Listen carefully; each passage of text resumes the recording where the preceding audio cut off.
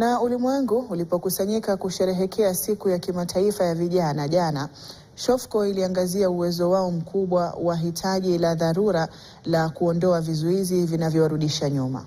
Kauli mbiu ya mwaka huu ikiwa ni njia za kidijitali za vijana kwa maendeleo endelevu. Inalingana kikamilifu na juhudi zinazoendelea za Shofco za kuwawezesha vijana wanaoishi katika mtaa wa mabanda ama mitaa ya mabanda nchini kupitia programu yake ya sauti na uwezeshaji wa vijana. Mpango huu unazidi kujenga uwezo wa mashirika ya kijamii yanayolenga vijana ambayo yanasaidia vijana kufaidika na kuwafaidisha jamii zao, kuonyesha jukumu muhimu ambalo sekta ya kijamii kwa jumla inachangia katika uwezeshaji wa vijana. Young people, they don't want people who come and tell them on the top, do this and do that. They want people who stand by them, who recognize their abilities and support their abilities so that they can unlock economic potential to achieve the outcome that they want from their lives.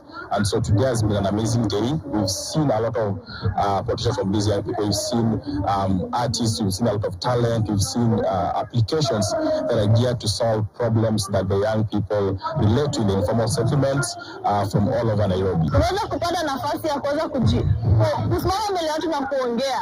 Tumeweza kupata training kama mental health.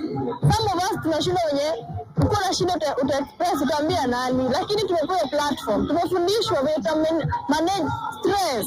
When tutakuwa na pesa zetu tutapanga. We have gotten an opportunity also to showcase exactly what we have, we as youth.